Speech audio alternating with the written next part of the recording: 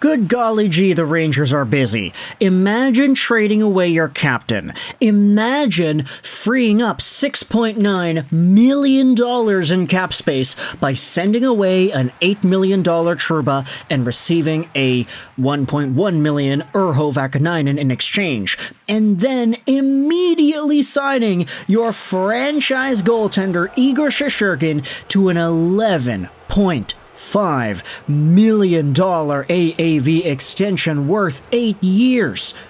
It's the largest contract for a goalie in National Hockey League history. Elliot Friedman goes out there and says, overpay or underpay? FanDuel then goes out there and asks, and overpay. We got one person saying underpay. Interesting to see that conclusion made over there, but somehow an underpay, overpaid but deserved. Without him, the Rangers are a mid-team. Absolutely deserved, freed up all that money and then overpaid for a goalie. Classic. Let's go out there and talk about Igor Shesterkin and the responses to what we're seeing here, because when it comes to Igor, yeah, it's true. His numbers this season have not really been as good as we have been expecting. He's at a .908 save percentage and a .305 goals against in 18 games. Although, as we've been talking about in multiple videos over the year, New York as a whole has just been kind of mid, and really the biggest surprises, you can say, are guys that we didn't really think would actually be nearly this good. Will Cooley is a second overall point scorer on this team.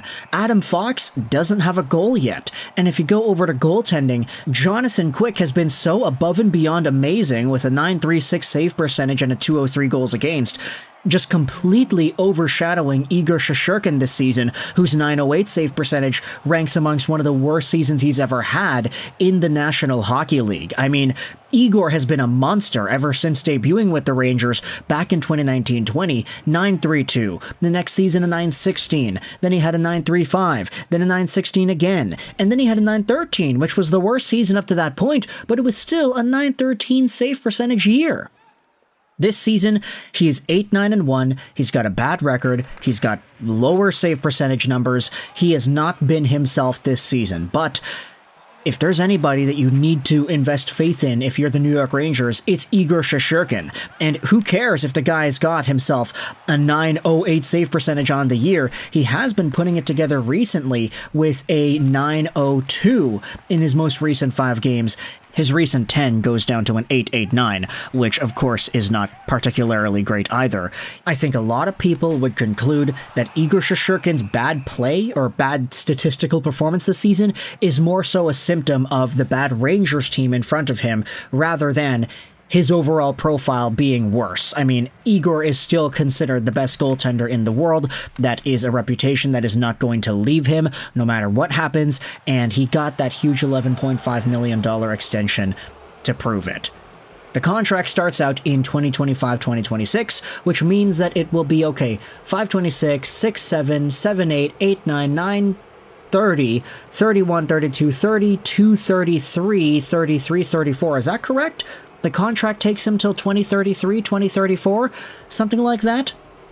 And, I mean, yeah, if it's going to be 2033, 2034, you are signing this guy till he's going to be 37 years old at $11.5 million a year. It's a lot of money, but for the caliber of talent that Igor Shesterkin provides, you can certainly say that it is worth it. I mean, you think about the cumulative save percentages over the years, yeah, Igor Shesterkin's number one. He's got a Vezina trophy. He's probably going to win a whole bunch more as his career continues. But I did want to get into some of the optics here as well, because Emily Kaplan tweeted out about this as well half an hour ago, talking about how Igor Shesterkin has agreed to a contract extension with the Rangers. Let's go over to some of the replies.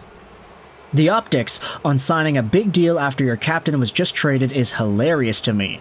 I guess that's where the money came from. I'm not too mad about it. It felt like the sky was falling an hour ago, and now here we are. That's exactly it. Trouba has another year in his contract. If they signed him now to that figure, they'd be forced to clear cap space before the start of next year, and it's not guaranteed where that cap space would come from. This is a guarantee. So essentially, the Jacob Trouba trade opened the door up to signing Igor to the amount of money they signed him to for next year and beyond, because that money that Trouba was tied to till 25-26 is now freed up. It's a very beneficial move here for the New York Rangers in what they're trying to do, what they're trying to build, and of course, you would hope that this team is able to get their crap together for next year so that Igor Shesterkin's numbers take a pretty big step up from a .908 save percentage like it's at right now. Let's go out there and read some more over here. Igor just wanted Trouba gone, LOL. I'm sure it wasn't like that, but maybe it was.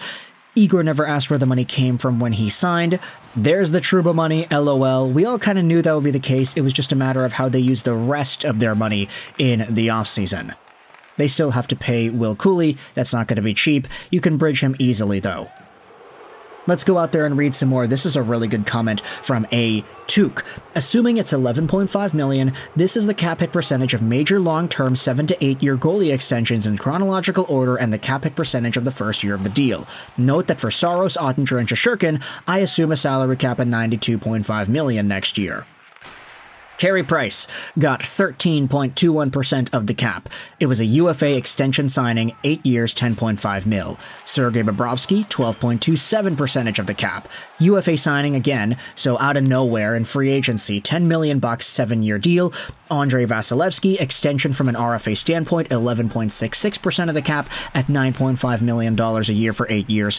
Ilya Sorokin and Connor Hellebuyck each got under 10%, 9.38 and a 9.66. UC Saros had even less than that with an 8.37% of the cap being tied up into his extension, $7.74 million with 8 years attached. This was an extension signing as a UFA. Jeremy Swayman was just a regular RFA signing, 9.38% of the cap with an $8.25 million amount by 8 years. Jake Oettinger, 8.92%, and then Igor Shesterkin, 12.43%. So, this is really interesting because even though Elliot Friedman says this is the largest contract for a goalie in NHL history, it technically isn't by cap percentage. The Carey Price extension by Montreal a few years ago does go to 13.21% of the cap at that time. The Igor Shesterkin deal is only 12.43. So it is interesting to see kind of the variance here, but at the same time, Carey Price, I mean, that guy won a Hart, that guy won a Ted Lindsay, that guy won Vezinas. He was so good. He was a Hall of Fame caliber goaltender throughout the stint of this contract. By the way, it's still going on. Like, Carey Price is still on the Montreal Canadiens payroll with that dollar amount. He ended up going through a bunch of injury trouble, which is why he was never able to finish the deal as a healthy player the entire time. Igor Shesterkin, of course, we hope that he's able to do that, but there realistically is a lot of value here with him. He is the most paid goaltender in the NHL, and it's pretty deserved, I would say, even though his numbers this year have not been as impressive. The Swayman deal suddenly doesn't look so bad with what Shesterkin is getting. I just don't see much, if any, of these huge goalie contracts working out long-term. Vasilevsky and Bobrovsky are the only goalies that have actually won a cup from that list, unless I've forgotten someone. And ultimately, yeah, I mean, it bleeds into whether or not these contracts will translate into Stanley Cup victories, but we'll see. I mean, Carey Price had a final run, Bobrovsky had a final run, and then he had a cup. Vasilevsky had multiple final runs. Hellebuyck could have had a final run, Saros did not. And then there are a few others here as well. I mean, Oettinger could be on the cusp of doing that, so Swayman could be as well. Shesterkin has been a part of a Rangers team that has made the third round every few years, so who knows what exactly the future will hold for Igor Shesterkin and the Rangers, but one thing is for sure, he's going to be making $11.5 million a year for the next 8 seasons. Let me know your thoughts in the comment section below about Igor Shesterkin signing this huge deal. I hope you enjoyed this video. And bye.